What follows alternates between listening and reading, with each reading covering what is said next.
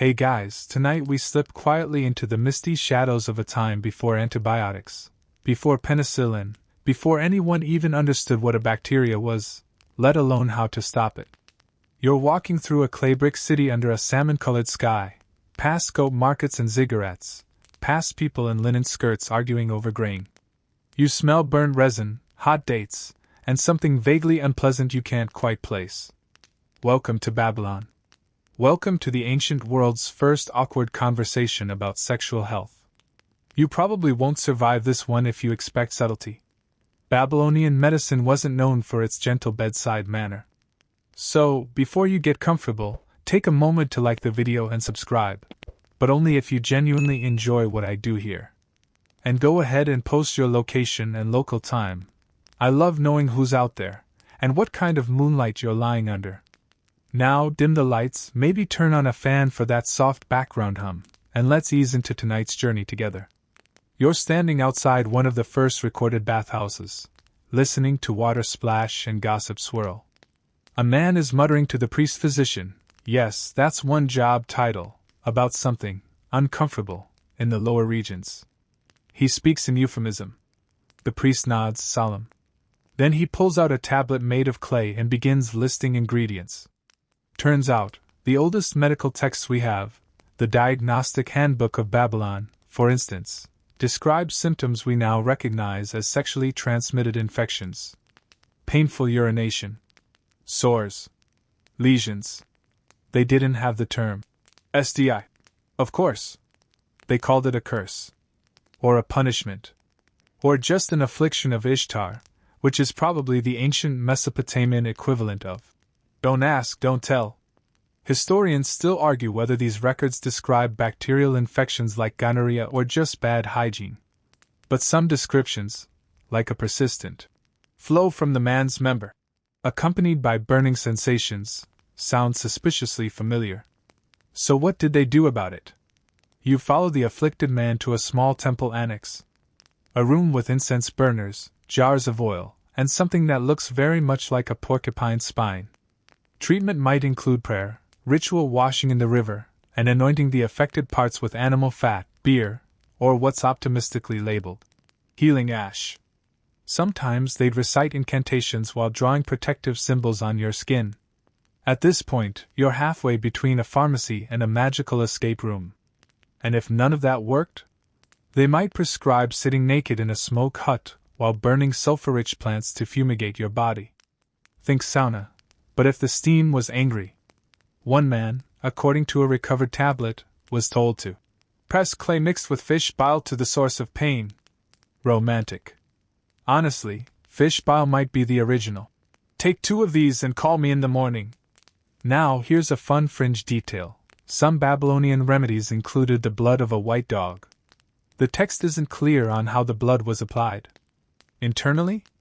Externally? Offerings? All possibilities sound deeply concerning. But in a culture where illness was believed to be caused by angry gods, or maybe an ancestral curse, the idea was to scare the bad spirits out of your sensitive areas. Let's just say no one was checking for clinical trials. Still, the Babylonians weren't entirely clueless. They believed in quarantine, at least informally. Those suffering from unclean discharges were sometimes barred from temple rites or public baths until they were symptom-free. Whether that was to avoid spreading infection or just maintain ritual purity isn't certain, but the effect was similar to a social distancing protocol, Mesopotamian edition. You walk through the market and notice certain vendors discreetly selling healing oils, some with frankincense, some with ground-up scorpion parts. There's even one man advertising clay phalluses for virility training, which feels like an HR nightmare waiting to happen. One customer asks if his condition could be the result of an evil eye. The seller shrugs and sells him a charm shaped like a frog. Sexual health wasn't just about the body here, it was also about the gods. You step into the temple of Gula, goddess of healing. Her statues show her with a dog at her side, symbolizing loyalty, and also licking wounds. Worshippers brought offerings hoping she would intervene, especially for afflictions too embarrassing to share with the local healer. You wonder how many late-night prayers were whispered beneath her altar. And it wasn't all about men. Female patients, particularly temple workers and sex laborers, appear in some medical texts too. One describes a woman with pain in the lower stomach and a discharge that does not stop. The remedy? A vaginal suppository made from mashed garlic, date paste, and brace yourself, goat dung. Yum. Historians still debate whether these remedies were symbolic, symptomatic, or just desperate attempts to do something. But the presence of sexual health treatments in these early records shows that STIs weren't new. And neither was the discomfort around discussing them. As night settles over the ancient city, the sounds of laughter, drums, and bartering give way to the soft shuffle of sandals on dust. The man who visited the bathhouse earlier returns home quietly, wrapped in a linen robe, smelling faintly of cedar smoke and shame. He probably won't mention it to his wife. Or his drinking buddies. Or anyone, really. But the record survives.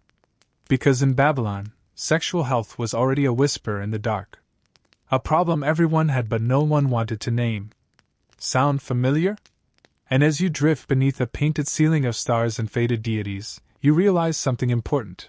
The clay tablets may have cracked, the bowel treatments may have, thankfully, disappeared, but the uneasy silence? That part stayed. The torchlight flickers against sandstone walls, and you step through a doorway painted with lotus blossoms and the eye of Horus. The air smells of myrrh, linen, and yesterday's fish stew. Welcome to ancient Egypt, where beauty rituals double as medicinal procedures, and pharaohs can decree health edicts. But STIs still manage to sneak in through the back door, like a jackal in priest robes. You walk past scribes hunched over scrolls of papyrus, ink pots trembling as they copy down cures that involve everything from honey to crushed insects. They look bored, but focused, like interns with way too much access to divine anatomy charts. Tonight, you're here to find out what happens when you mix a culture obsessed with both purity and pleasure. Spoiler: it involves a lot of paste. You step into the House of Life, the temple school of medicine, where physicians were trained not just in science but in spells. One scroll, part of the famed Ebers papyrus, includes recipes for treating mysterious, burning sensations during urination and something delicately translated as weeping of the penis. Yes, you heard that right. Your parts could cry in ancient Egypt, and no one would offer you a tissue, just a poultice. One recipe recommends an ointment made of acacia, ochre, and crocodile dung, warmed, shaped into a plug, and inserted where the sun absolutely does not shine. Honestly, at this point, you'd almost prefer the crying. Historians still argue whether these recipes were actual medical treatments or symbolic purification rituals.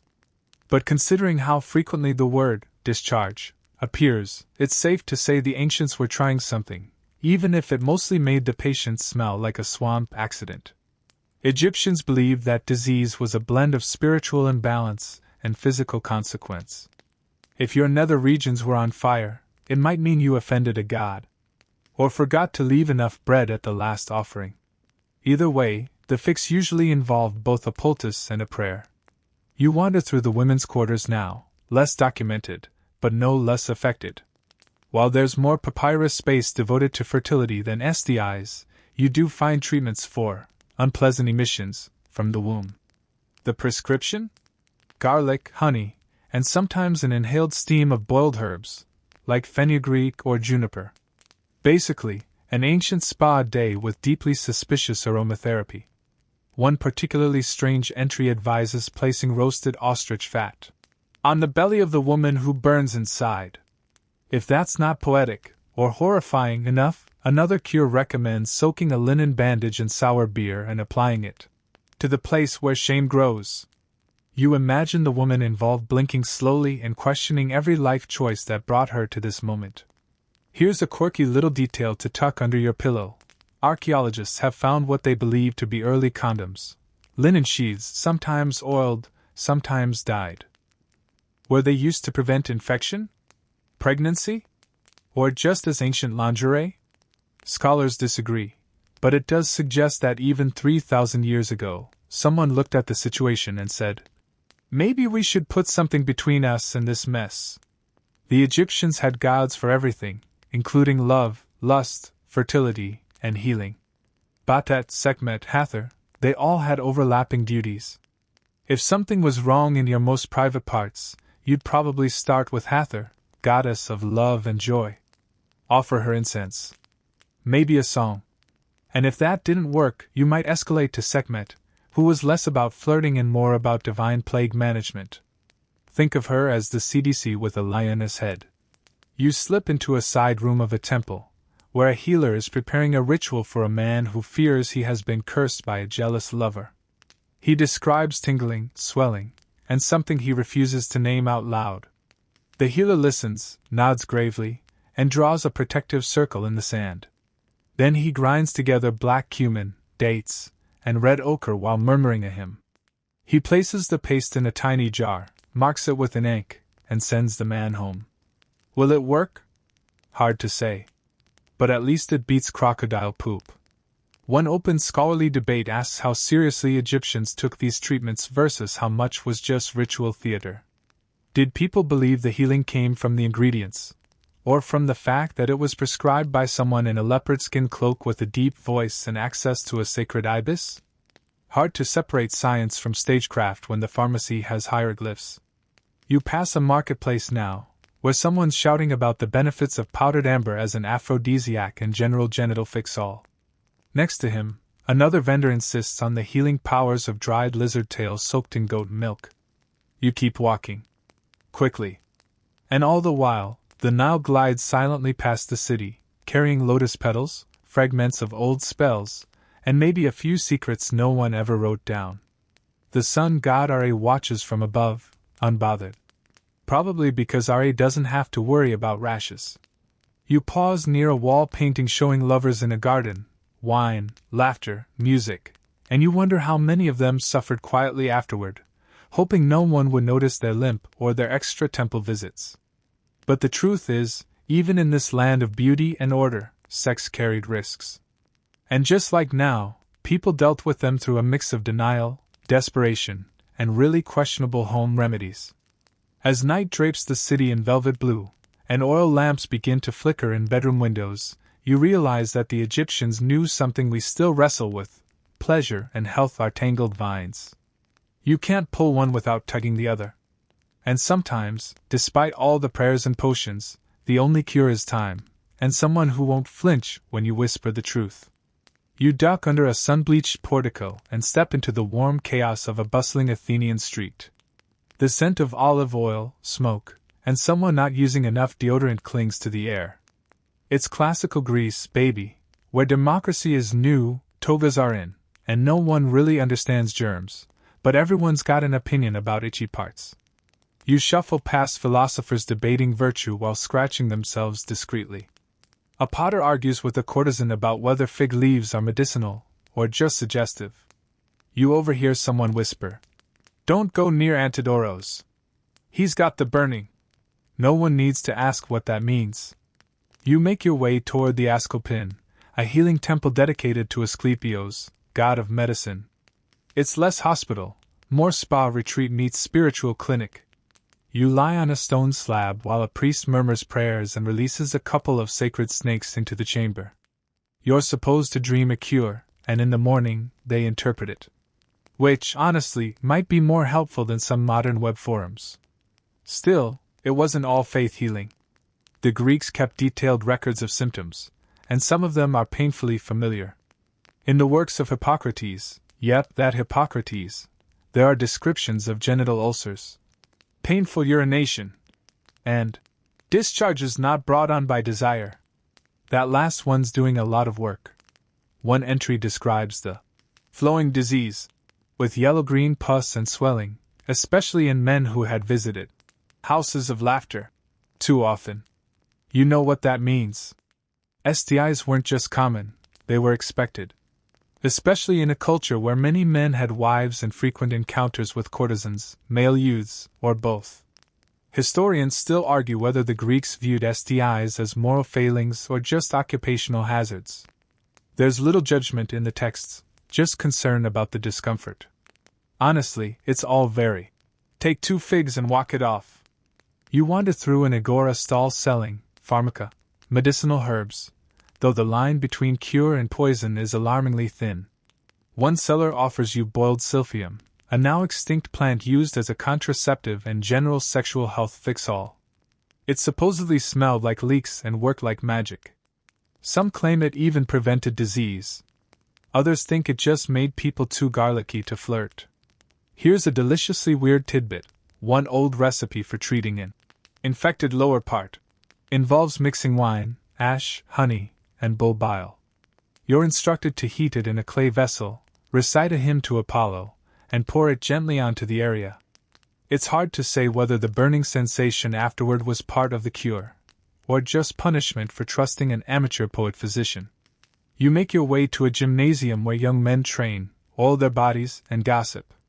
Someone whispers that their friend visited a hetaira, an elite courtesan, and now can't sit down comfortably. Another scoffs and says, "That's what you get for skipping the garlic poultice." Public baths double as both hygiene centers and information hubs. You overhear a man ask, "Do you think it's safer if they choose silphium first?" Another replies, "Safer than praying to Aphrodite and hoping she's not in a bad mood." Sexual health in Greece wasn't systematized, but it was socialized. Everyone had an opinion. Some believed that certain foods made you more prone to infection. Others claimed that too much sex dried out your vital humors. One old physician said that men who overindulged with use developed heat of the bladder. That may have been a veiled STI diagnosis, or just ancient homophobia in a lab coat. Female patients? Even more complicated. Their symptoms were often dismissed as wandering womb syndrome, where the uterus allegedly floated around the body like a helium balloon causing chaos. Painful discharge? That's just your uterus looking for attention. Fever after intimacy? Clearly you didn't burn enough incense to Hera. But some midwives had better insight. In hidden corners of the city, women sought remedies made from myrrh, pomegranate skin, or sea sponges soaked in vinegar. Were these effective against infections? Hard to say. But they gave women some agency in a world where male physicians treated them like decorative puzzles. You visit a healer's home. He's stirring a mixture of vinegar, goat milk, and powdered charcoal. "For the sores," he says. Then he hands his patient a small statue of Asclepios. "Hold this between your thighs while you sleep." Ancient Placebo, Deluxe Edition. One open scholarly debate asks whether ancient Greek sexual health practices actually worked, or just created an illusion of care. Were the Greeks advanced? Or just really good at confident nonsense? You get the sense it was a bit of both. As twilight settles over Athens, the wine flows and the music begins. You hear flutes, laughter, maybe someone throwing up. It's a symposium, half intellectual salon, half frat party. A young man leans over to whisper about a terrible itch he caught from someone named Timon. His friend nods knowingly and suggests olive oil mixed with crushed pearl. "If it doesn't work," he says, "at least you'll die shiny." Even in a society that worshipped the body, sex still carried risk. But the Greeks had a certain chill about it. They joked. They treated it. They moved on. The shame?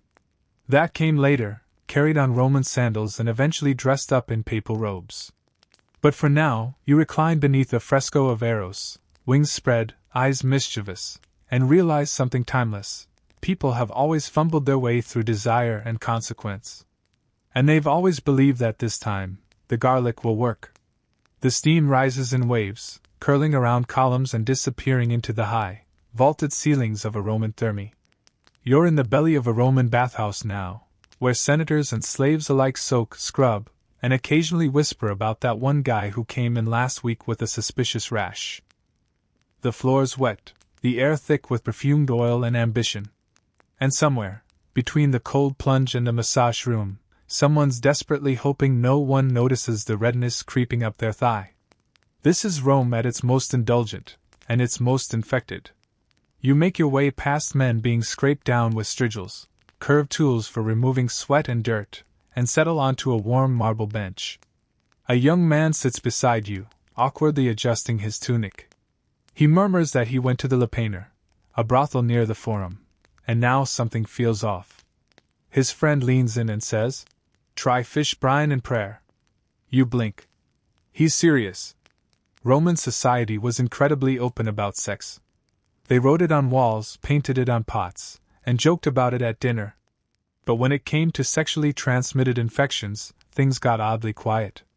You'll find mentions of them in medical texts, sure, but mostly buried between recipes for indigestion and how to treat someone who's been cursed by a jealous ex. Celsus, a Roman medical writer, describes ulcers on the genitals, painful urination, and sores that do not heal, classic signs of STIs. His suggested treatments include bathing in wine, applying lea-based salves, and this is not a joke, holding a boiled cabbage leaf against the afflicted area. You start to wonder if cabbage was the duct tape of ancient Rome. Historians still argue whether the Romans saw these conditions as diseases in our modern sense, or just unfortunate consequences of excessive pleasure. There's no Latin word that directly translates to venereal disease, but that didn't stop people from trying home remedies with all the subtlety of a chariot crash. You visit a physician's house, walls lined with amphorae full of balms, oils, and is that powdered coral? He's preparing a topical cream made of crushed oyster shell, vinegar, and honey. For the irritation, he says without looking up. Apply twice daily. Avoid public baths until the swelling stops. You'd laugh if the guy sitting outside with bandaged eyes weren't twitching so nervously. Roman doctors often mixed superstition with science. Pliny the Elder, for instance, swore by goose fat for skin ailments and believed snake skin helped purify the blood. So if you walked into a clinic with a burning itch and left smelling like poultry and panic, that was a win. And it wasn't just men. Female courtesans, called meretresses, also suffered from infections, though their care was often handled by midwives or matrons of experience. Some of these women recommended rinsing with goat milk, myrrh, or a warm infusion of bay leaves. One fringe practice involved inserting gold-leafed beetle shells wrapped in linen. No, we don't know why. Possibly just for sparkle. You step into a Lupaner in Pompeii now, small, smoky, covered in graffiti both erotic and alarmingly specific. One inscription reads, "Lucius, beware the girl in room 2. Another says, "I came. I saw. I regretted it in the morning." You suspect that's the ancient Roman version of a Yelp review. And then there's the silence. You notice how rarely these conditions are mentioned in literature.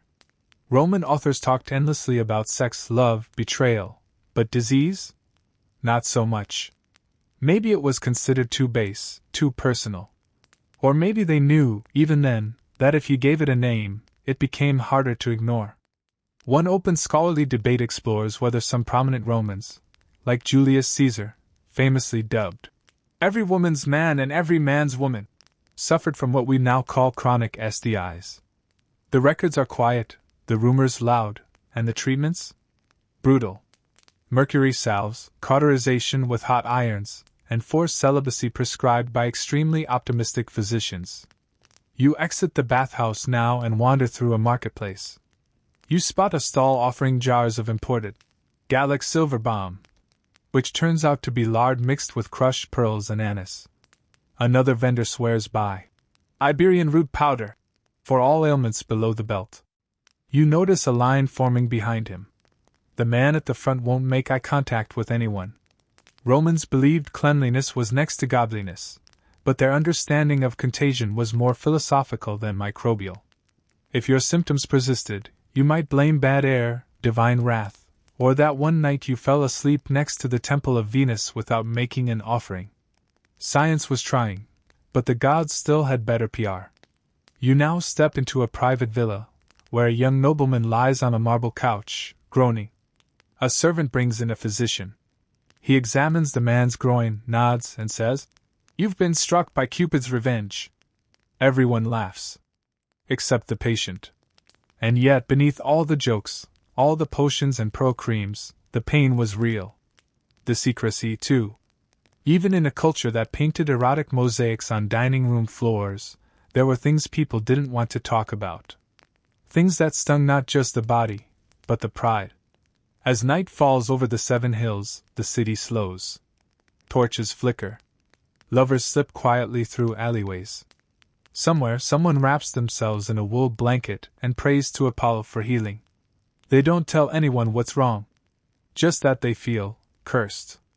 In Rome, even pleasure came with a price. And often, that price was paid alone, with goose fat, cabbage leaves, and the kind of silence that doesn't leave fingerprints, but still stains. You find yourself in the desert now, sunlight bouncing off white linen robes and casting shimmering waves across the sand. A goat bleats somewhere nearby. Dates ripen lazily on palm trees. But inside the camp, something's not right. A man walks awkwardly past the others, keeping to the edges of the tents. No one speaks to him. They just watch. He's not bleeding. He's not coughing. But everyone knows. He's got the issue. Tonight you've wandered into the pages of the Hebrew Bible, specifically the book of Leviticus, and it's surprisingly clinical for a sacred text. We're talking full-blown public health manual meets divine rulebook. The result? A society hyper-aware of bodily discharges, mysterious sores, and the exact number of turtle doves needed to cleanse one's reputation. You approach the tabernacle tent. Outside, a priest stands in full ceremonial garb, flipping through what's essentially the ancient world's first contact tracing handbook. Chapters 13 through 15 of Leviticus read like something between a field guide and a very concerned mom's to-do list. If any man has a discharge from his body, his discharge is unclean. The phrase unclean pops up a lot. Like a lot. And it's not just men. There are whole sections devoted to women's discharges, menstruation, and what to do when a flow continues beyond her normal time. Short answer: avoid the temple, avoid couches, avoid literally anyone else until it stops, and then wait 7 more days, just to be safe. Historians still argue whether these rules were meant to address medical dangers or ritual impurity. Were they about stopping infections, or just maintaining spiritual boundaries? The overlap between hygiene and holiness makes it hard to tell. Either way, if you were oozing from anywhere that normally shouldn't ooze, you weren't welcome near the sacred. You sit beside the man from earlier. He stares into the fire, holding a small leather pouch, probably his offering for when the discharge stops. He'll need 2 birds, one for a burnt offering and one for a sin offering, plus a sprinkle of hyssop, and maybe a ceremonial bath. No pressure. Meanwhile, the community tries not to make eye contact. No one wants to catch whatever he's got, or be seen sympathizing. You see now that illness, especially sexual illness, was not just a physical concern. It was social exile. Not quite death. But close. You flip ahead in the text and find instructions for the priest. If a man's discharge dries up, he must wait 7 days, wash his clothes, bathe in fresh water, and on the 8th day, present 2 turtle doves or 2 pigeons to the priest at the entrance to the tent of meeting. The ritual is less about diagnosis than reintegration. It's a spiritual reentry form with feathers. And while it all sounds dramatic, there's logic here. Without antibiotics, isolation was the best defense. If someone in the camp had an infection, it could spread fast, especially when everyone was living in tents with shared water sources and little soap. So maybe these rules weren't just superstition. Maybe they were ancient science disguised as sacred decree. You sneak a glance at the camp midwife, a woman with weathered hands and eyes that miss nothing. She's whispering instructions to a young girl about how to wash with boiled hyssop and apply a poultice of pounded figs. There's no mention of STIs, of course, but the symptoms are all there. Pain, swelling, flow. And always that word again, unclean. Here's a fun fringe detail. Some Jewish mystical texts describe plagues of the loins as punishment for arrogance, particularly in men. One tale tells of a merchant who mocked a priest and woke the next day unable to urinate without crying. His only cure? Apologizing. To everyone. The concept of impurity was deeply embedded in daily life. Certain garments, foods, and even bodily fluids were coded as pure or impure, Not good or evil, just incompatible with the divine. It was less about sin, more about space. Your condition didn't make you a bad person. It just made you a bad guest in God's house. But of course, shame crept in anyway. You overhear a father murmuring that his son can't marry until his problem clears up. A mother hides her daughter's stained linen before anyone notices. People whisper, and once they whisper, it sticks. You realize that even in a world of ritual absolution, human judgment never needed incense to spread. One open scholarly debate centers on whether these Levitical rules were meant for everyday people or specifically for temple-goers. Some argue they applied only in sacred spaces. Others believe they extended into homes and streets. Either way, the result was clear. Illness, especially the sexual kind, meant separation. And not just from others, but from your spiritual community. You leave the camp and follow the path toward a stream. There, by the reeds, a man kneels in the water. He's washing. Slowly. Carefully. Like he's trying to scrub away not just disease, but memory. His clothes are folded neatly on a rock. You recognize him. He was in the crowd earlier, laughing, drinking. Now he's alone. Doing what needs to be done. You remember what the priest said, 7 days. Then the birds. Then the offering. And you wonder, as he dips under the surface and emerges blinking in the moonlight, does he feel clean now? Or just wet and worried? Sexual health in the Hebrew tradition wasn't named the way we name it now.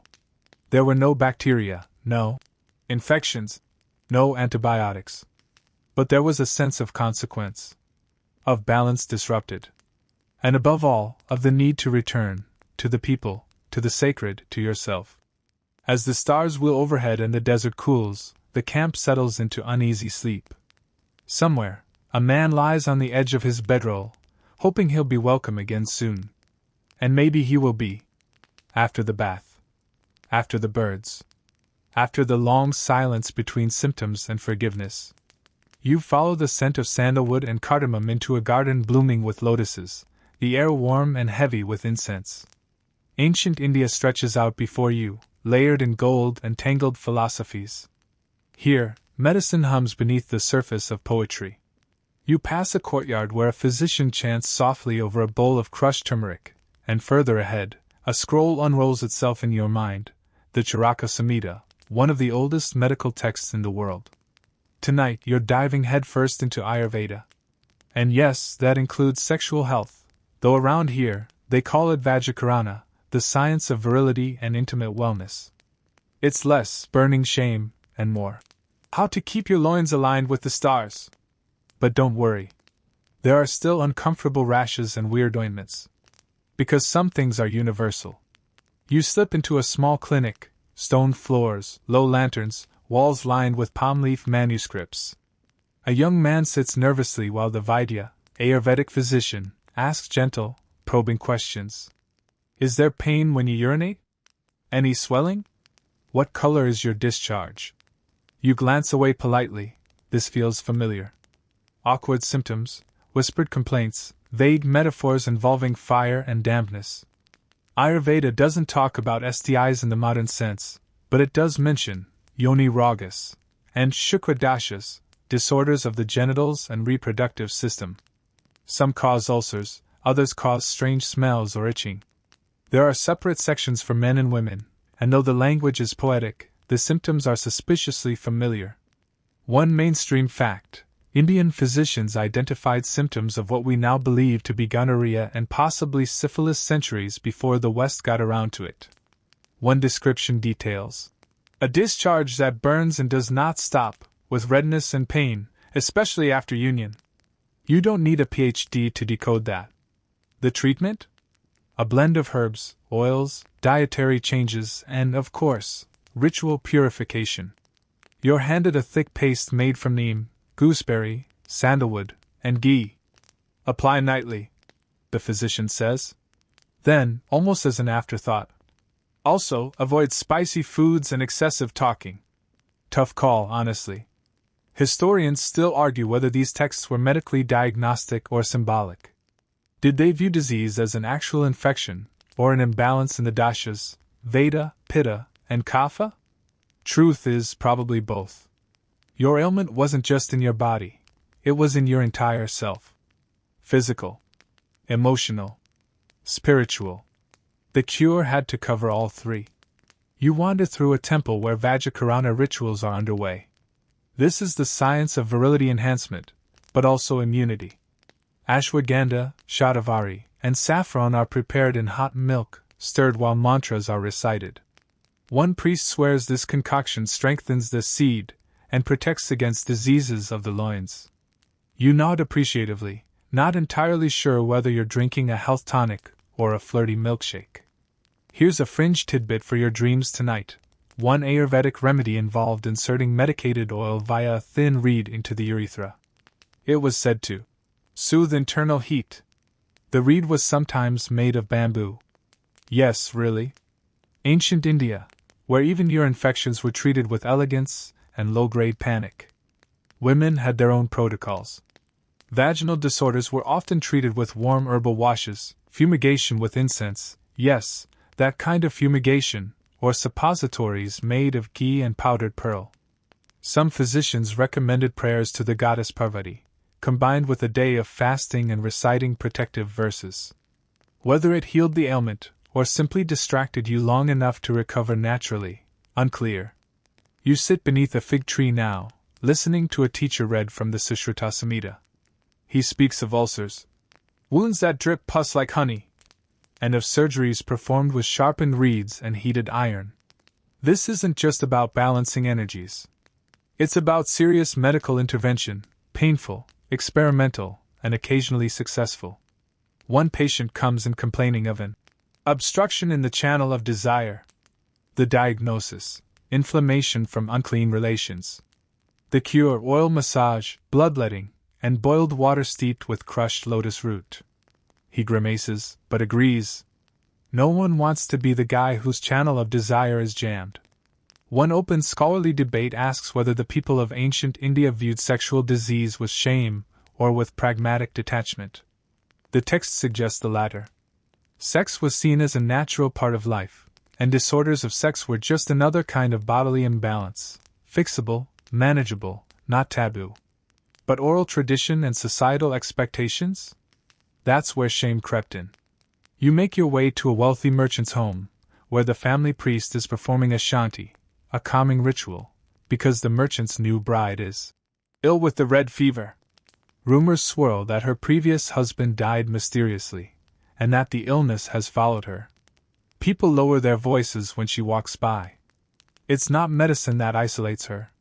It's gossip. In the shadows, sex and disease walk hand in hand. But unlike in many ancient societies, here they're treated with a strange kind of grace. Remedies are rooted in ritual, but also observation. If the paste didn't work, you tried another. If the chance fell flat, you boiled new herbs. And if that failed, well, there was always a pilgrimage. You watched the young man from the clinic walking home, a pouch of medicated ghee clutched in one hand, and sandalwood paste smeared discreetly on his thigh. He looks relieved. Not healed, maybe, but hopeful. In a world where the body was both sacred and messy, hope was part of the treatment plan. And as night spreads over the jasmine-scented streets and temple bells echo through the dark, you realize this ancient system, equal parts science and prayer, had one thing modern systems often lack: time. Time to rest. To restore. To let healing come slowly, like the moon rising over a lotus pond. You step across lacquered floorboards into the hush of an imperial clinic tucked beneath a tiled roof, its beams carved with cranes and clouds. Ancient China unfolds around you like a painted scroll, monks chanting softly, physicians grinding herbs into powders, and somewhere, a young man coughing discreetly into a silk sleeve. Here, sexual health is cloaked in metaphor, discretion layered over diagnosis like brocade over bone. In this world, illness isn't caused by germs or curses. It's an imbalance. Of heat and cold. Of damp and dry. Of yin and yang. If something's wrong down below, it isn't necessarily what you did, it's how your chi got tangled in the act. A frail scholar sits across from a bearded physician, explaining that he feels exhausted in the kidney essence. Translation: his libido's tanked, and his dreams are damp. The doctor nods solemnly, then prescribes a tea made from deer antler, goji berry, and something politely labeled earth dragon, which, you later discover, is just dried earthworm. Yum! You shuffle past bamboo screens into the next chamber. A woman whispers to her healer about private heat and red irritation. She's instructed to sit in a steam bath infused with chrysanthemum and mugwort. Not so different from modern spa treatments, if your spa also involved a small Taoist charm tucked under the bench. Just in case.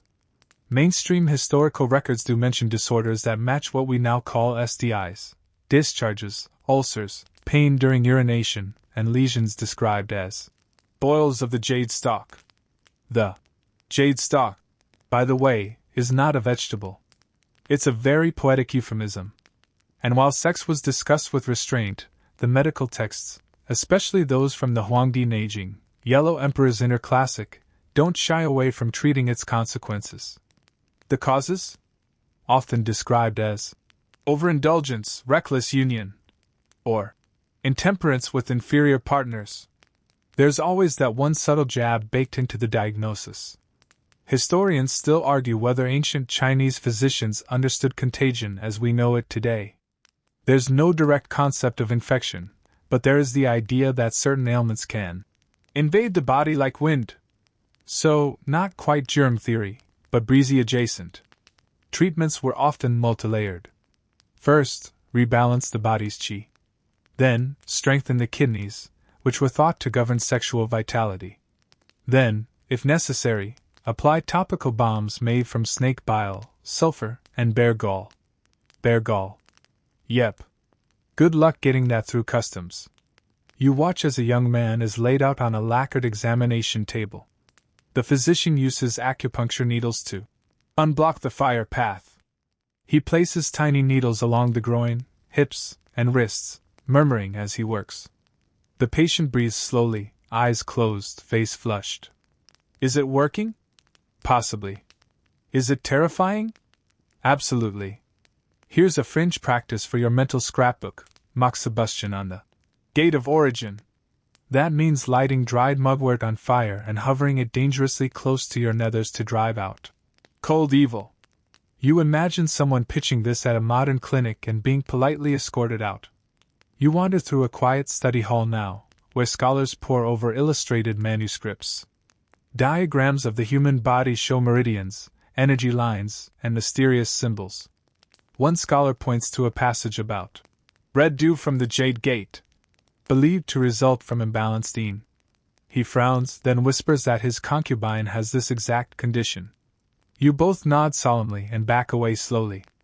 No further details needed. Women's health, too, had its place in these texts, though it was often filtered through male physicians. Conditions like itching of the inner lotus, burning of the red door, and leaking of yin dew were listed among gynecological concerns. Treatments included herbal soaks, dietary changes, and staying away from emotional disturbance. Good luck with that last one. One open scholarly debate surrounds the Fang Sungshu bedchamber arts. These texts, a mix of sex manuals and health guides, included advice on timing, positions, and how to avoid illness from too much, or too little, intimacy. Some warned that ejaculating too often could drain your life force. Others claimed absorbing a woman's qi during intercourse could boost longevity, if done correctly. You picture some poor scholar misreading the footnotes, and ending up very disappointed. You make your way into a small pharmacy. Jars line the walls, dried cicadas, lizard tails, ginseng, and more mystery roots than a hipster tea shop. One label reads, powder to cool the fire of lust. The vendor winks. You pretend not to notice. Even emperors weren't immune. One tale speaks of an emperor who, after visiting too many concubines in one night, developed painful sores and a strange rash. His physicians prescribed powdered jade, deer musk, and abstinence for at least 3 days. The court recorded it as fatigue of imperial essence, which, if nothing else, is a top-tier excuse to cancel meetings. As dusk settles over the compound, You hear the soft thump of mortar and pestle, the rustle of silk robes, the clink of porcelain cups. Somewhere, someone's brewing a bitter tea. Someone else is lighting a moxa stick. And someone, maybe many, is pretending they just have a heat imbalance, and not something more complicated. Sexual health here is treated with a mix of subtlety, precision, and poetic denial. Pain is heat. Discharge is dampness. Shame is not mentioned, which somehow makes it louder. The silence isn't harsh, but it's firm. The goal isn't confession. It's containment. You walk beneath a moon gate, trailing the scent of cinnamon bark and chrysanthemum. In this world of quiet balance, illness is never just about biology. It's a breach in the harmony of life. A whisper that the body is no longer in tune. And while bear gall and earthworms aren't on your modern medicine shelf, something about the gentleness, the belief that healing begins with listening, sticks with you like the soft aftertaste of bitter tea. You duck through a stone archway and into a flickering corridor, the air thick with beeswax smoke and Gregorian chant. Welcome to medieval Europe, a place where God watches your every move, leeches are considered state-of-the-art, and if something starts oozing in your underpants, well, that's probably the devil's fault. Tonight you're crouched beside a wooden cot in a monastery infirmary. The patient, a traveling merchant, is shivering beneath a wool blanket, whispering about a sore below. The monk tending him crosses himself and mutters a Latin prayer before applying a salve made from boiled nettles, and what smells suspiciously like vinegar and sheep tallow. You gag quietly. It only gets worse from here. Medical knowledge in medieval Europe is a cocktail of Galen, guesswork, and divine intervention. If your humors are off, especially the hot, moist ones, something's bound to swell or drip. There were no clear terms for sexually transmitted infections yet, but the symptoms were known. Very known. One mainstream record? Syphilis didn't officially hit Europe until the late 1400s. But before that, there were already reports of genital ulcers, painful urination, and strange groin swellings. Physicians called these things venereal afflictions, or, in one poetic flourish, punishments of Venus. Charming! And here's where it gets extra medieval. Treatments included bloodletting, mercury rubs, mercury, and, if you were rich, steaming your nether regions over hot wine infused with crushed herbs.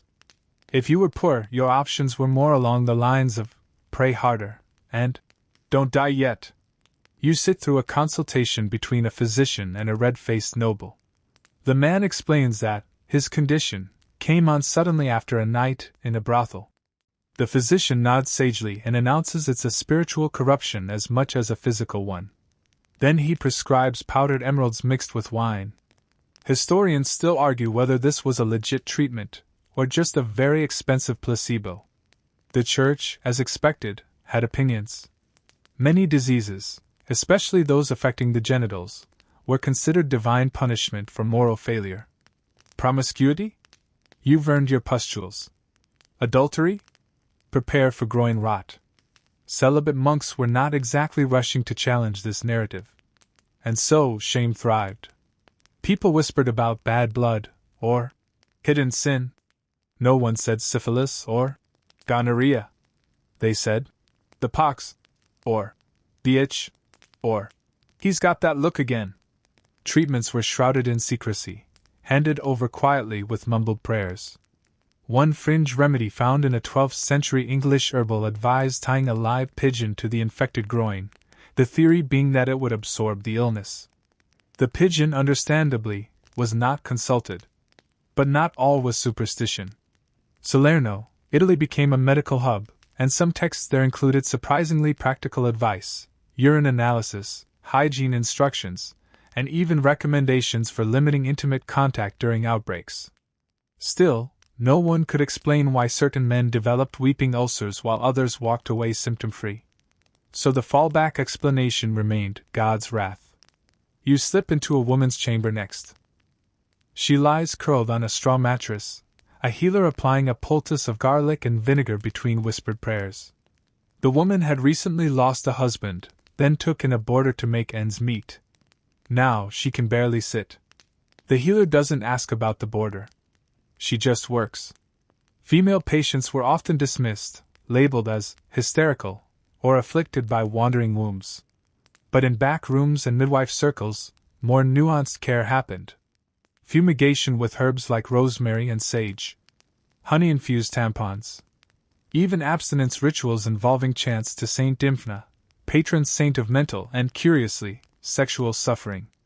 One open scholarly debate concerns whether medieval people truly believed these illnesses could spread through touch alone, or if they suspected something more intimate was at play. Some texts hint at contagion. Others suggest evil spirits. A few dance around the idea that maybe, just maybe, your choices had something to do with it. You make your way to a public bathhouse, now mostly abandoned due to fear of disease. It used to be a place for socializing, scrubbing, and occasionally something more risque. Now rumors swirl that those who bathe together catch the devil's rash. The fear is stronger than the filth. At night, you sit in the apothecary's shop, watching him grind dried roses with chalk and myrrh. For the swelling, he says. His next customer wants something for the lower burning. He hands her a sachet of dried chamomile and sage, with instructions to boil it and, well, use your imagination. The exchange is quiet, efficient. She leaves without looking back. Even the royals weren't spared. There are accounts, hushed of course, of kings suffering from secret ulcers and leaks, kept hidden behind thick curtains and thicker bribes. Court physicians administered mercury rubs and sweat cures, basically baking the patient until the lesions crusted over or they passed out. As the moon climbs over castle turrets and thatched rooftops, the city sleeps uneasily. Somewhere, a monk prays for a suffering soul. Somewhere else, a woman clutches her belly, hoping the new herb mixture works before sunrise. And in a tiny hut on the edge of town, someone tucks their legs under a blanket and wonders if they should have just stayed home that night at the fair. The Middle Ages may have feared the devil, but when it came to sexual health, ignorance was the true plague. Wrapped in theology, smeared in mercury, and whispered behind doors, the body's private failings became public burdens. And yet, even through the fog of incense and superstition, people kept trying. With pigeons. With powdered emeralds. With prayer and desperation. Because when your groin's on fire and God seems mad, you'll try just about anything to cool things down. A gust of sea air hits your face as you step into a world bustling with spice caravans, gold-threaded robes, and calligraphy-stamped scrolls. This is the Islamic Golden Age, Baghdad, maybe Cordoba, where mathematics, poetry, and medicine mingle in candlelit libraries and perfumed gardens. And in between astronomical charts and treatises on digestion, you'll find something refreshingly rare for the medieval world: calm, clinical discussions of sexual health. You walk through a Bimaristan, a hospital more organized than half of today's urgent cares. Wards are divided by ailment, not class. There's a quiet confidence here. No chanting monks, no mercury sweat tents, just physicians scribbling notes, murmuring diagnoses, and occasionally side-eyeing patients who insist they're just sore from a long ride. In a shaded alcove, a man describes a constant dripping from the organ, coupled with itching and pain. The physician listens, nodding, and asks questions without flinching. Then he prescribes a mixture of pomegranate rind, myrrh, rose oil, and astringents. Boil and apply, he says, and avoid intimacy until fully dry. No shame. No judgment. Just medicine. One mainstream fact: Muslim physicians during this era were miles ahead of their European counterparts.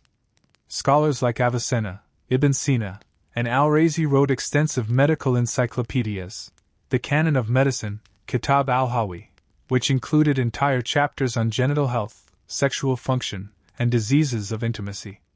Their tone? Straightforward. Analytical. Gently mortified, maybe, but never cruel. Avicenna describes genital ulcers, painful urination, and the emission of fluids after sleep or arousal that do not bring pleasure. Sounds suspiciously like STI symptoms. Treatments range from herbal infusions to cooling pastes, often paired with dietary advice: fewer hot spices, more sleep, and less, overenthusiastic bedtime recreation. Historians still argue whether the Islamic world saw STIs as purely physical or moral phenomena. Some texts suggest that overindulgence weakens the body and opens the door to illness. Others describe them as infections passed through contact. But none condemned the afflicted. Illness, after all, was seen as part of God's will, and treating it was an act of compassion, not punishment.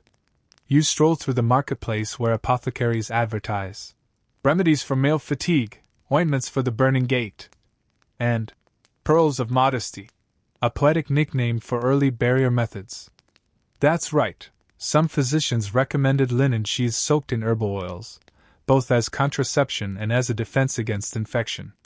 Were they effective? Debatable. But intentional? Absolutely. Here's a quirky tidbit. One popular aphrodisiac recipe included roasted gazelle marrow, saffron, and powdered emerald. Did it help libido? Maybe. Did it turn your pea chartreuse? Almost certainly. You slip into a women's bathhouse next. Hammams weren't just places to scrub off. They were vital community hubs where women could discuss health, gossip, and get treated away from prying eyes. Midwives and female healers, many trained in both prophetic medicine and Greek techniques, addressed intimate infections with a blend of frankness and warmth. A woman here complains of heat and soreness after marriage. The healer prescribes a vaginal steam bath with basil, fenugreek, and rose petals. Then she hands over a tiny jar of cooling paste and whispers something that makes the patient laugh. Healing, you notice, is as much about dignity as dosage. Sex wasn't taboo in early Islamic medicine. It was seen as part of a healthy life, one that required balance. Too much intimacy could deplete the body. Too little could cause blockage of the spirits. One text even recommends regular relations as a cure for melancholy, unless, of course, there's a burning discharge involved, in which case, maybe just journal for a bit. You sit in a physician's lecture hall, where students in turbans take notes by lamplight.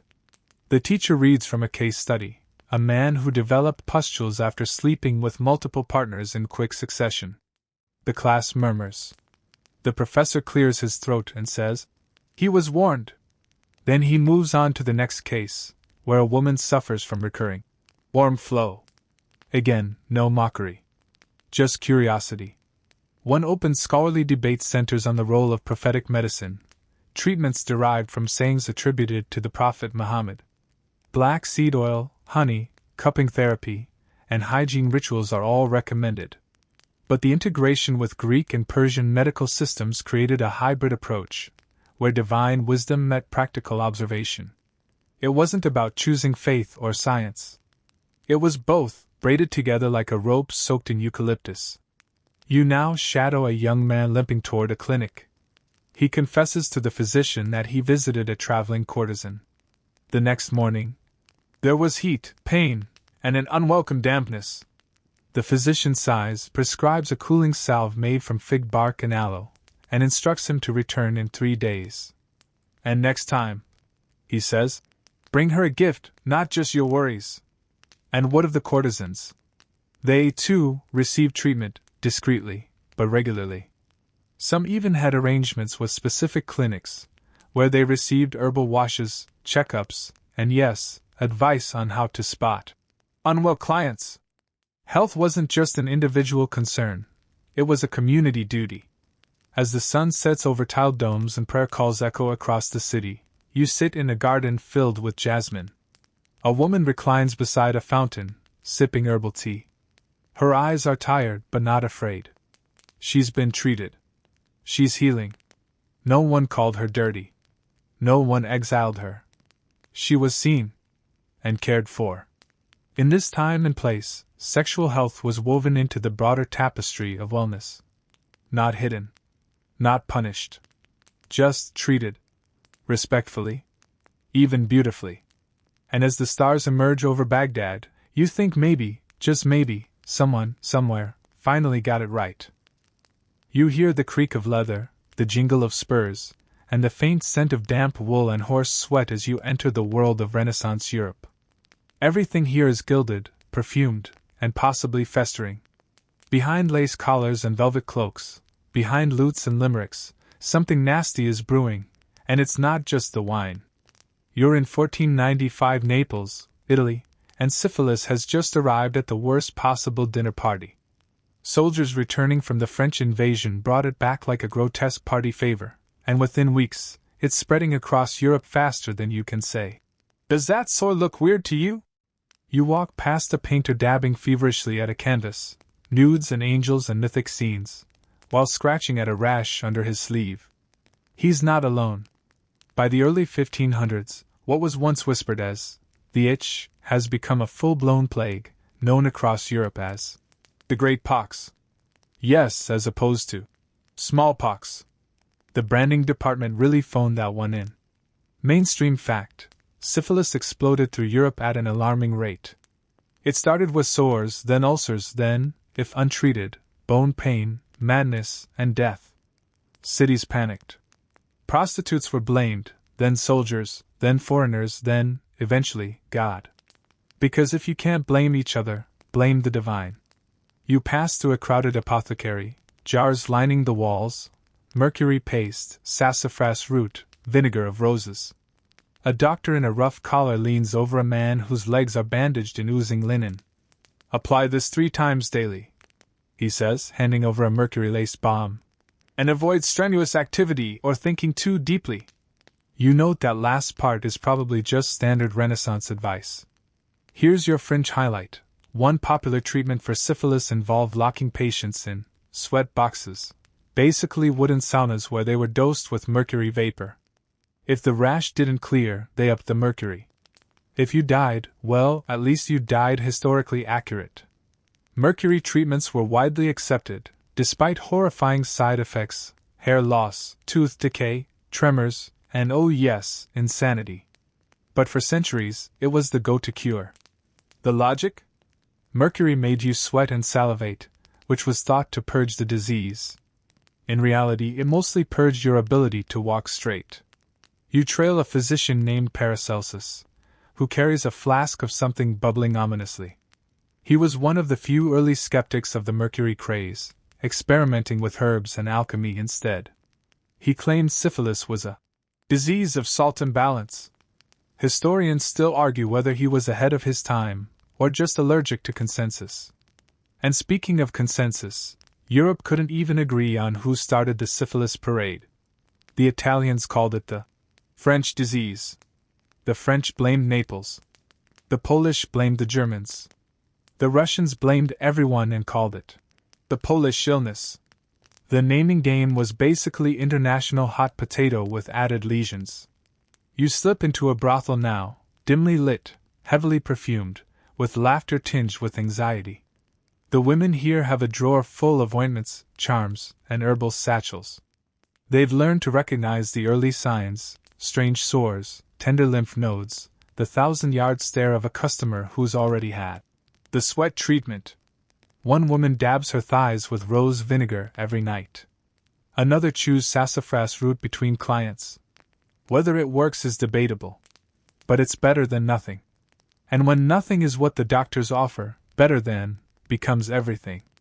Midwives and cunning folk offered their own remedies: garlic poultices, frog skin compresses, blessed wine, infused with herbs.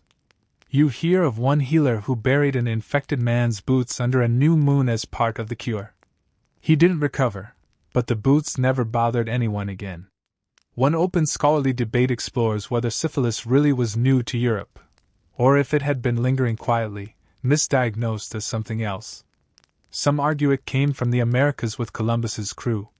Others think it was an evolved strain of a pre-existing infection. Either way, the Renaissance got hit hard, and it didn't take kindly to diseases that ruined one's looks before the age of selfies. Artists and writers took note. In 16th century paintings, you'll sometimes spot figures with pockmarks, bandaged legs, or haunting expressions.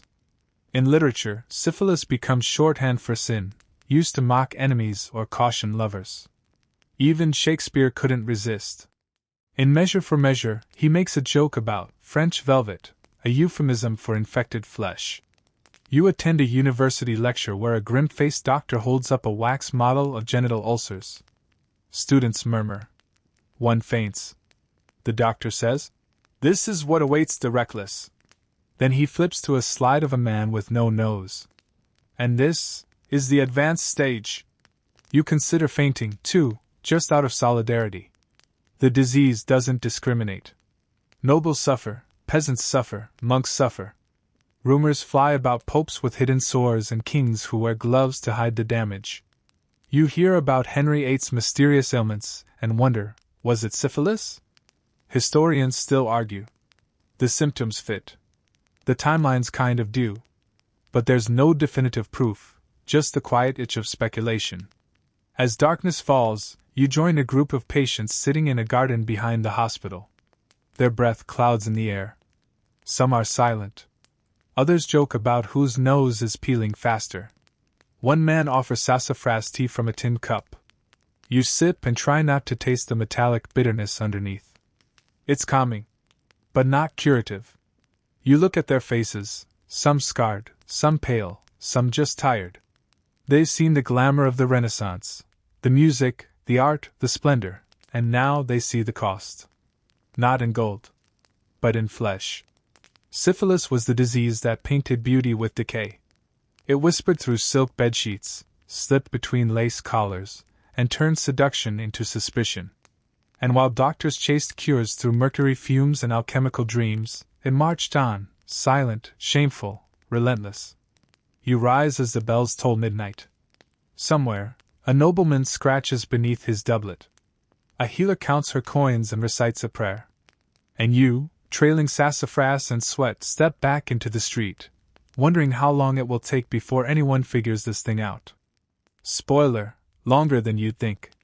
You stumble now into the age of enlightenment, where powdered wigs bob with confidence and polished boots clack over marble floors. Everything smells faintly of lavender, tobacco, and the kind of overcompensation that happens when you believe you've finally outsmarted the universe. You haven't. Not even close. You're in 18th century Europe, and although the salons are buzzing with ideas about reason and science, people are still slathering mercury on their nether bits and calling it progress. The wigs are new, sure. The treatment plans? Tragically familiar.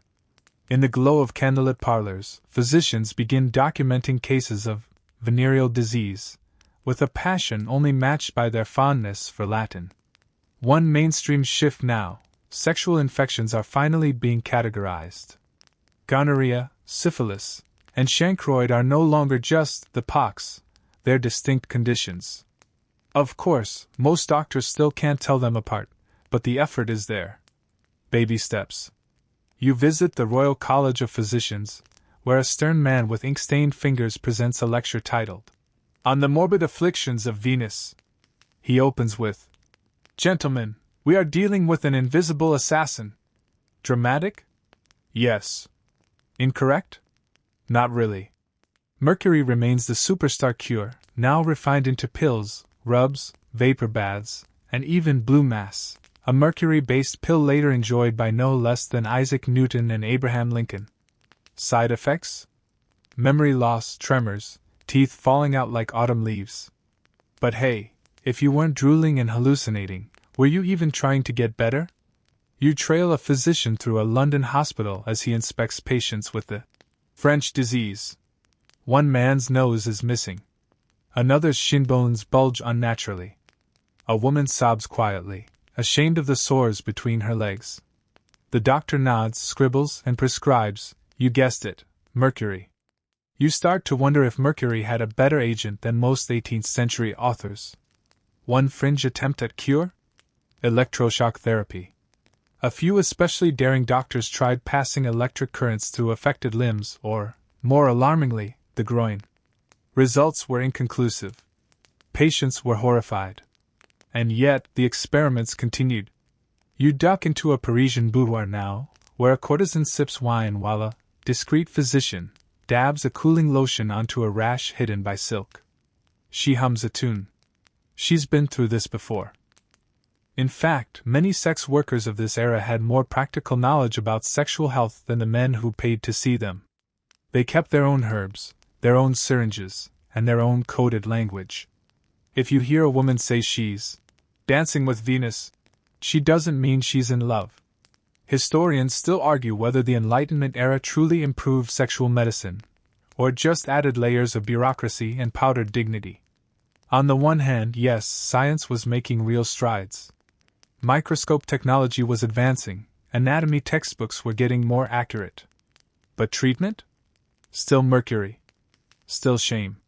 Still secrecy. You now visit a French military hospital where syphilis is rampant among soldiers. One officer jokes that the army has more sores than swords. The cure? Regulated mercury treatments, strictly timed, painfully monitored. And if you miss a dose? Punishment. Because nothing screams healing like military discipline paired with toxic metal. Meanwhile, polite society pretends this isn't happening. The aristocracy masks its sores with lace, perfume, and lies. Court physicians whisper to each other behind folding fans. Some even create false diagnoses to preserve reputations. Skin inflammation, a seasonal imbalance. Or the ever-popular nervous complaint. Basically the 18th century version of I have a sinus infection. You sit in on a reading group hosted by a well-dressed libertine who insists that sexual health is just a matter of temperament and moderation. He says this while scratching his arm raw and sipping absinthe. No one dares point it out. There's an open scholarly debate here, too, about whether 18th century physicians actually believed syphilis was curable, or whether they simply wanted to appear in control. Some argued for complete abstinence. Others promoted safe relations, mostly through not-so-safe rinses. A few brave souls began experimenting with botanical alternatives to mercury, like guaiacum wood, also known as holy wood. Results were optimistic. One woman, a widow in Vienna, sells her own blend of sassafras tea and ground cedar bark. She claims it cured her late husband's troubles of the lower mind. The local doctors scoff. Her customers, however, line up down the alley. You pass a printing press where a pamphlet is being made, The Secret History of the Pox. It's filled with illustrations of inflamed privates, stern moral lessons, and advice like avoid public drinking cups and foreigners. So yes, xenophobia gets a rebrand too. In the arts, the disease appears more often now, painted in allegories, satirized in plays, sung about in bawdy taverns. It becomes both tragedy and comedy. The Enlightenment's dirty little secret isn't that people were sick, it's that they were sick and still pretending they weren't. One popular cartoon shows a man chasing a woman while bits of his face literally fall off. The caption reads, "He lost his mind, then his nose." You snort despite yourself. As night descends over a bustling European city, carriages clattering, laughter echoing from salons, perfume and horse dung mingling in the street, you spot a man slipping into a side alley toward a familiar apothecary. He doesn't want anyone to see. But you've seen this before. He'll ask for something discreet. He'll get mercury wrapped in a velvet pouch. He'll take it home and hope it works. Hope it doesn't kill him first. And that, perhaps, is the bitter heart of Enlightenment medicine, people finally talking about disease, even while dying from the very cure they trust. Knowledge rising. Suffering lingering. Everyone pretending it's fine. It wasn't. Not yet. You wake to the rhythmic clatter of iron wheels and the hiss of steam. The 19th century has arrived, dragging progress behind it like a corset one size too small. Gaslights flicker over cobblestone streets, soot chokes the sky, and everywhere, there's a hum of change. Science is cracking its knuckles. Germ theory is getting traction. And for the first time, someone's asking, wait, maybe it's not sin. Maybe it's bacteria. You slip into a London hospital ward that smells like carbolic acid and overboiled cabbage. Rows of iron beds line the room, filled with gaunt patients, some with lesions, others with swollen glands, and one with a bandage where his nose used to be. Welcome to the venereal ward. It's grim. It's crowded. And it's very, very real. A nurse walks past, starched apron fluttering, and mutters about another syphilis case. You follow her to the physician, who's surprisingly modern-looking, wire glasses, notebook in hand, no powdered wig in sight. He flips through patient charts and says, "It seems to be passed through contact." A pause. "Intimate contact." You don't say. Mainstream fact: by the late 1800s, germ theory was gaining ground, thanks to scientists like Louis Pasteur and Robert Koch. But sexually transmitted infections? Still shrouded in Victorian pro-clutching. You could discuss cholera. You could discuss typhoid. But bring up sores in awkward places and suddenly the room got real quiet. The name, syphilis, sticks now, though people still call it the pox. Gonorrhea is also on the scene, and doctors begin to understand that these are separate diseases. Shocking, we know. One produces thick discharge and painful urination, the other slowly eats away at your organs like a villain with a grudge. You step into a Paris clinic where a doctor named Philippe Ricard is pioneering syphilis diagnosis. He draws detailed illustrations of lesions, some on paper, some on patients, with charcoal. He also begins distinguishing between the hard chancre of syphilis and the soft one of chancroid. Progress is messy, but it's happening. One open scholarly debate of the era: how contagious is syphilis really? Some believed it could be caught from toilet seats, handshakes, or borrowing someone's gloves. Others insisted it needed direct skinship. Turns out the truth leaned toward the latter, but that didn't stop people from scrubbing down public benches like they just fought off the plague. Meanwhile, mercury was still hanging around like a toxic ex-boyfriend. But a new contender entered the ring: potassium iodide. Sounds less terrifying, right? Don't get too comfortable. It made people vomit, gave them rashes, and occasionally sent them into thyroid chaos. Still, at least it didn't make your teeth fall out. So, progress? Here's your fringe highlight. In some London hospitals, fresh air therapy was tried for STI patients. The idea? That sunshine and a good breeze might drive out the disease. Patients were wheeled into courtyards with questionable blankets and expected to heal through exposure. Spoiler: the breeze didn't cure ulcers. You duck into a women's prison where reformer Josephine Butler is causing a stir. She's fighting the Contagious Diseases Acts, British laws that allowed police to forcibly examine women suspected of being prostitutes. No trial. No consent. Just invasive procedures and public shaming. Men weren't subject to the same rules, of course. Butler rallies for change, insisting that disease doesn't make someone immoral. That women deserve dignity, even when ill.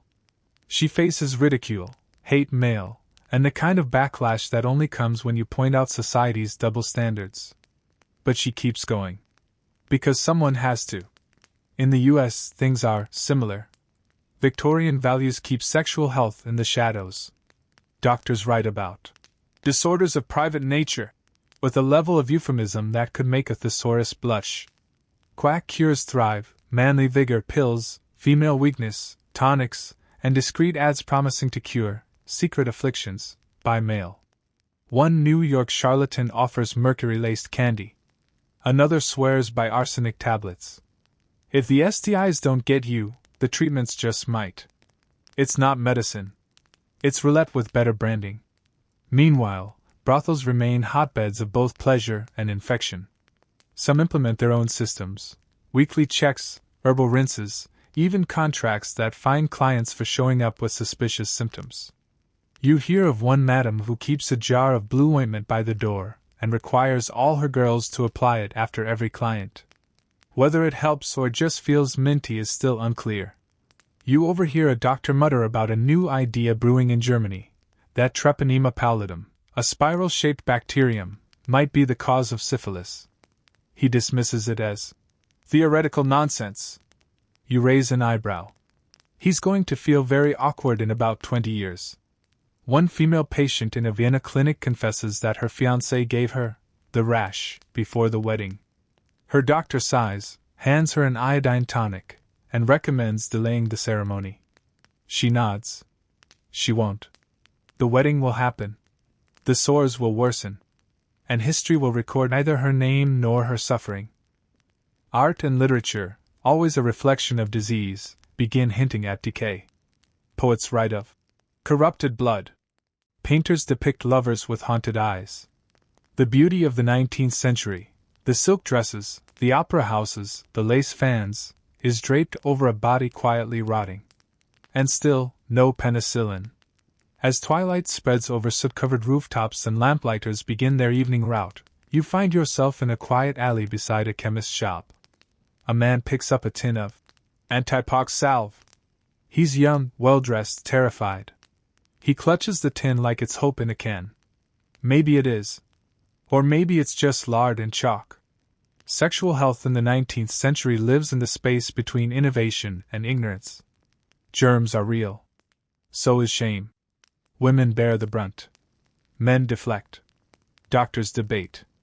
And patients, so many patients, just hope. You step away as the gaslight flickers. The city exhales. Somewhere, someone is scrubbing their hands raw. Somewhere else, someone lies awake, wondering if they'll lose their hair, or their mind. The century will end with questions. The next one will bring answers. The dawn of the 20th century greets you not with a quiet whisper but with a thunderclap of innovation. Electric lights. Motor cars. X-rays. And yes, finally, someone figures out that maybe smearing mercury on open sores isn't the pinnacle of medical sophistication. You're in Berlin, 1905. The laboratory smells like burnt toast and formaldehyde. A scientist squints into a microscope, peers at a strange, squiggly little beast, and lets out a gasp. That tiny spiral? That's Treponema pallidum, the bacterium responsible for syphilis. It's the microbial villain that's been wreaking havoc for centuries. And now, it's been caught in the act.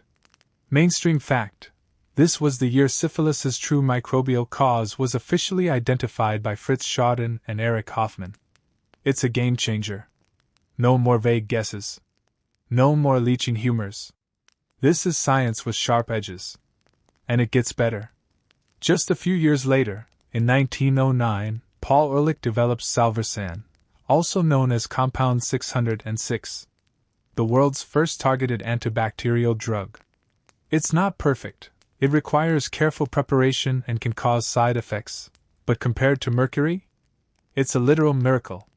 You watch as a clinic nurse carefully injects a patient with a glass syringe filled with the pale yellow solution. The man winces, but his fever begins to break days later. People call it the magic bullet. For once, the name isn't entirely hyperbolic. Still, not everyone is celebrating. Salvarsan is expensive, tricky to dose, and sometimes misused. Some doctors overprescribe it. Others hoard it. And one particularly flamboyant French physician insists it should only be administered under the influence of opera music. Historians still argue whether he was being literal or just very French. You walk now through the halls of a women's clinic in New York. Early 20th century America is on fire with reform, public health, women's suffrage, labor rights, and buried among all of that, an awakening around sexual health. But it's a messy awakening, tangled in morality and politics.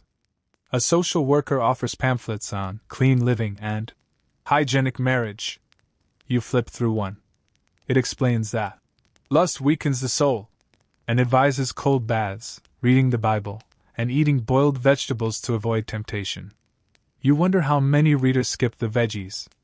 Meanwhile, Margaret Sanger is fighting to talk about birth control and sexually transmitted diseases, words that practically guarantee you a one-way ticket to scandal in 1915. She publishes articles, opens clinics, and gets arrested more than once. You spot her speaking at a rally, her voice steady. No woman can call herself free until she can choose. The crowd murmurs. Some cheer. Some hiss. All listen. One fringe approach you encounter in Chicago, UV light therapy for syphilis. Patients stand in glowing booths, arms raised, while nurses adjust levers and warn them not to blink. Results? Mild improvements. Severe sunburns. One man reportedly saw God halfway through session 3. Jury's still out on that one. World War I erupts, and suddenly, STIs aren't just a private shame, they're a military crisis. Soldiers are getting infected by the thousands. Commanders panic. Governments print pamphlets titled, "Keep Fit to Fight," and issue prophylactic kits that include condoms, antiseptic wipes, and moral lectures. Always the moral lectures. You follow a medic through a tent hospital near the front lines. He treats a young man with a fever and rash. "Don't tell my sergeant," the soldier whispers. "He'll dock my pay." The medic shrugs. "You and half the battalion." He hands over a bottle of Salvarsan, scribbles a note, and moves on. No time for shame when there are trenches to fill. Back home, the American Social Hygiene Association launches public health campaigns. Posters warn that venereal disease is the enemy within. Women suspected of carrying disease are quarantined. Men often are not. Sound familiar? One open scholarly debate continues about these quarantines, whether they were truly about health or just another way to control women's bodies. Many were arrested without trial. Some never released. The term, delinquent girl, became a euphemism for possibly sexually active. Freedom, it seems, was still on a leash. You duck into a jazz club in Harlem. It's 1925. The music pulses, the air shimmers, and in a back room, someone is giving out condoms for free, peppermint-scented, no less. There's laughter. There's rhythm. There's risk. But also, for the first time, there's choice. Public clinics are opening. Doctors are being trained in sexual medicine. Salvarsan is improving. Awareness is rising. Slowly, painfully, the darkness is thinning. And then, 1932. You're in Tuskegee, Alabama? A quiet town, a quiet lie. The Public Health Service launches a study on untreated syphilis in black men. The catch? They don't tell the patients. No consent. No treatment. Just observation. For decades. It's not just a stain on history, it's an open wound.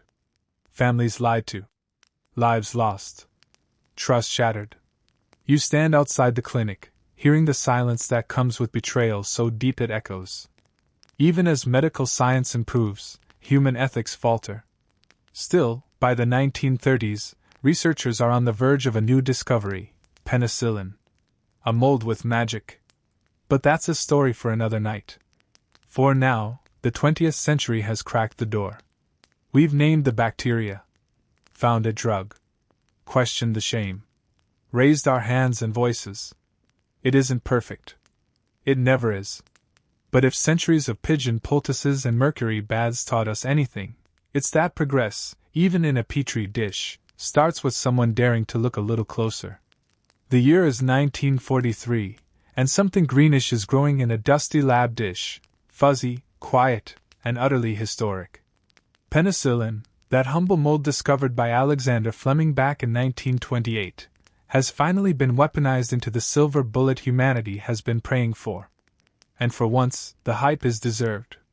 You're standing in a military infirmary, watching a young soldier, fevered, rash-covered, half out of his mind, receive an injection of the world's first widely available antibiotic.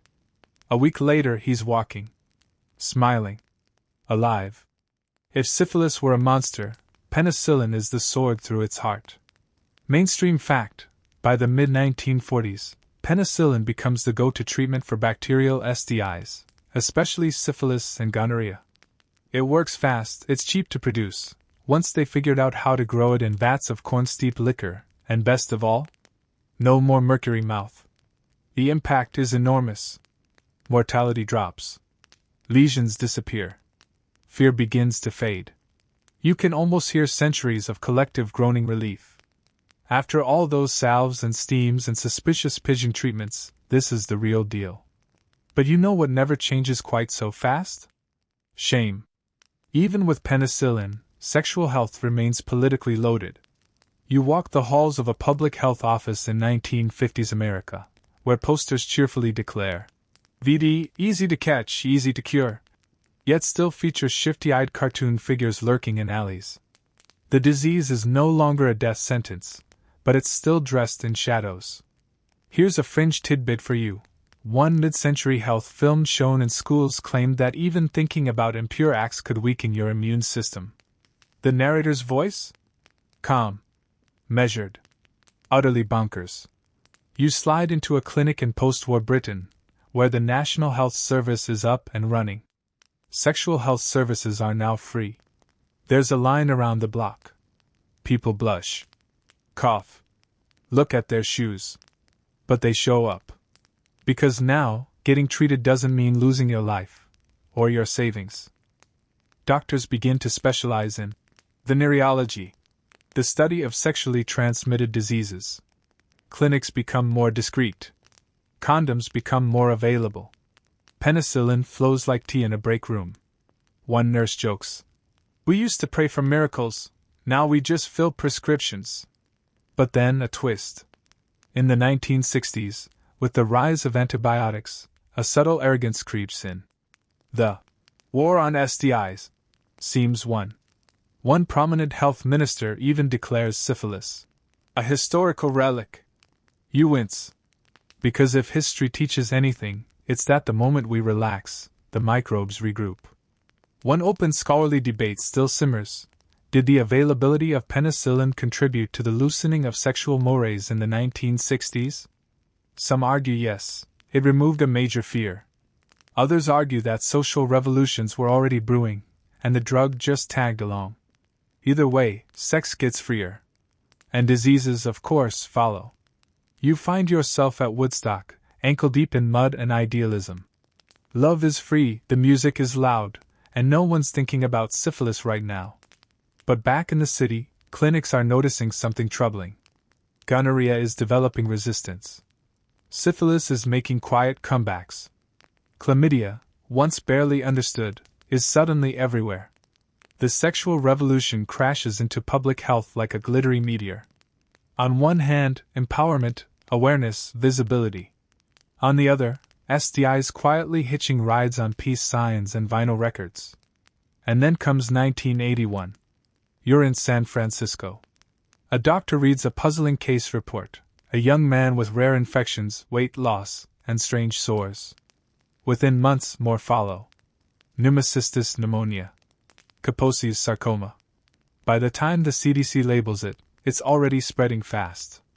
AIDS isn't a bacterial infection. It's viral. And suddenly, penicillin's reign has limits. You wander through the early years of the HIV/AIDS epidemic. Misinformation spreads faster than the virus. People say it's a gay plague. Others claim it's divine punishment. Sound familiar? We've been here before, same fear, same finger-pointing. But this time, communities fight back harder. Activists take to the streets. Clinics mobilize. Research accelerates. And amid staggering loss, hope flickers. By the 1990s, antiretroviral drugs start saving lives. Not curing yet, but managing. And in the background? Other STIs keep evolving. Herpes becomes common. HPV shows up with a wink and a wart. Gonorrhea starts ghosting antibiotics like a bad Tinder date. Chlamydia plays shy until it's not. You find yourself in a sleek clinic in 1999.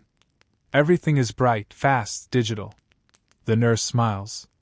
No shame. No sermons. Just a quick test, a pill, a reminder to call your recent partners. There's even a basket of condoms near the door labeled party favors. You laugh softly. The future, it seems, has jokes. And yet, you overhear a young man hesitating. It's embarrassing, he says. The nurse replies. Not as embarrassing as not treating it. He exhales. Nods. Gets tested. One campaign slogan from the late 2000s sums it up perfectly. It's just a swab. That's what centuries of agony and secrecy have come down to. A swab. You wander through a college health fair. There are STI trivia games. Free lube. HIV testing vans. People talking openly about sex, risks, safety. It's not perfect, stigma still lingers, but it's light years from mercury and prayers. Still, historians remind us, every medical win can unravel. Gonorrhea is now resistant to multiple antibiotics. Syphilis cases are rising again. HIV isn't cured. Access to treatment isn't equal. Knowledge still varies wildly. And shame, old, sticky, stubborn, still clings to the edges. As you leave the neon glare of the late 20th century behind, you pause at a quiet mural on a clinic wall.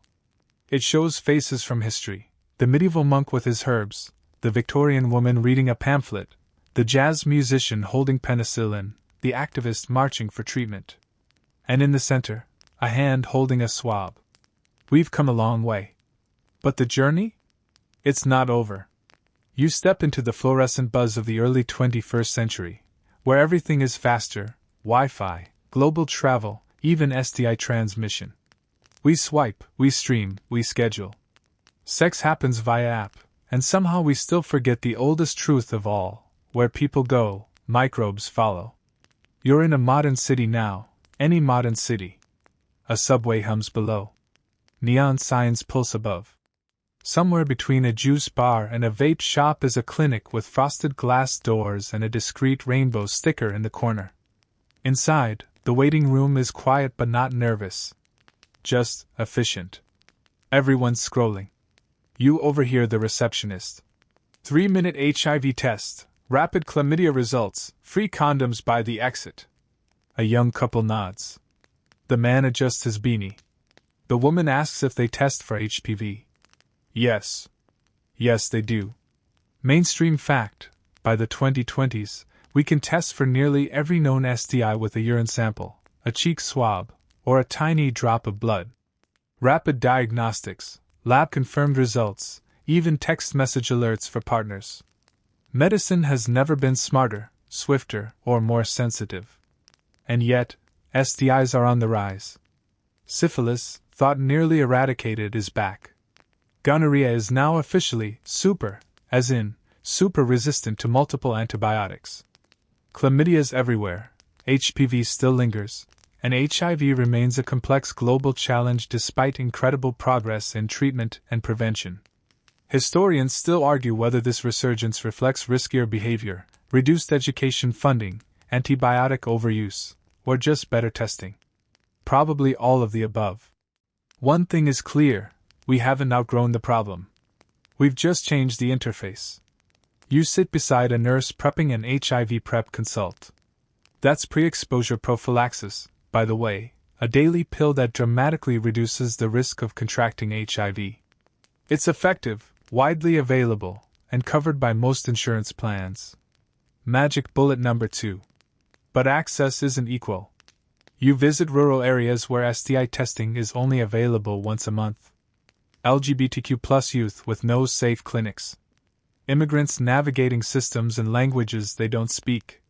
The problem isn't a lack of medicine, it's distribution. And trust. Here's a quirky twist.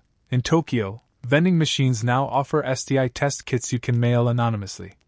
In Berlin, clinics offer condom sommeliers, who guide users through textures and fits. In Nairobi, young activists use TikTok to teach about herpes with puppets and humor. Education is getting weird, and wonderfully creative. Still, stigma hasn't disappeared. You pass a high school health class where the teacher still uses phrases like clean and dirty, and a kid raises their hand to ask if herpes means you're ruined forever. You want to throw a medical textbook at the blackboard. Another classroom, another continent. Students dissect STI myths with VR goggles, examining 3D models of bacteria and learning how the immune system responds. The future of education? Immersive, scientific, and hopefully way less judgmental. Open scholarly debate of the era? Whether removing shame completely from STI conversations can truly shift behavior. Some argue that normalizing the talk makes people more responsible. Others fear it'll lead to carelessness. But maybe, just maybe, the answer isn't about extremes. Maybe it's about balance, the same ancient principle we saw in Ayurvedic texts and Islamic medicine centuries ago. You flip through your phone and see an ad. Been exposed? Get tested now, results in 15 minutes, shipped to your door. You order a kit. It arrives discreetly. You swab, you wait, you get the all clear. The process is clean, private, almost boring, which is exactly how healthcare should feel. Then you pause, because not everyone is bored. In parts of the world, basic access to antibiotics is still a fantasy. In some places, sex education remains illegal. LGBTQ+ people are still criminalized. Clinics are still underfunded. People still die, not because treatment doesn't exist, but because reaching it is a maze of politics, poverty, and shame. You step into a global health summit, where researchers debate next-gen vaccines against HIV, herpes, even syphilis. Someone presents an app that uses AI to predict STI outbreaks based on dating app trends. The crowd applauds. And yet, someone in the back quietly raises a hand and asks, "What about the communities that still don't have electricity?" You nod. Progress is exciting. But it must also be just. One more fringe tidbit. A researcher in Sweden once tried to develop a microbe perfume, a scent marker that would indicate STI presence through body odor changes. It didn't work. But you kind of wish it had. Imagine saying, "You smell like you should get tested." Practical. Awkward. Revolutionary.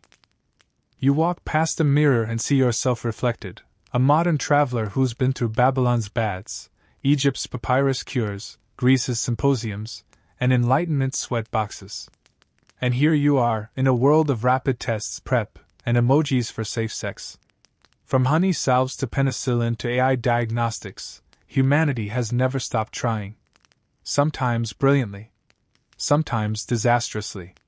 But always with the same goal: to understand what hurts us, to stop it from spreading, and to treat each other with just a bit more kindness than the century before. The journey isn't over. STIs evolve. So must we. Not just with science, but with empathy, education, and yes, maybe a little humor too. Because if you can laugh, you can learn. And if you can learn, you can heal. Now the air feels still, like the final exhale after a long, strange journey. You lie back, the past swirling gently behind your eyelids, Babylonian incantations and Roman ointments, battlefield brothels and clinic lobbies with free lollipops. Across the centuries, human bodies have tangled, touched, and sometimes suffered for it. But they've also reached out for help. And in doing so, changed everything. You think of the frightened girl in a medieval cloister, the sailor scratching at his sleeves on a Renaissance dock, the jazz singer sipping penicillin tea in a dim New Orleans room, the teenager texting their result to an old flame. Their stories thread together, not as cautionary tales, but as living proof. We survive by facing what shames us. And we heal when we stop pretending we're the only ones hurting. So as you close your eyes, feel the weight of that long lineage settle gently around your shoulders, not heavy like guilt, but soft like understanding.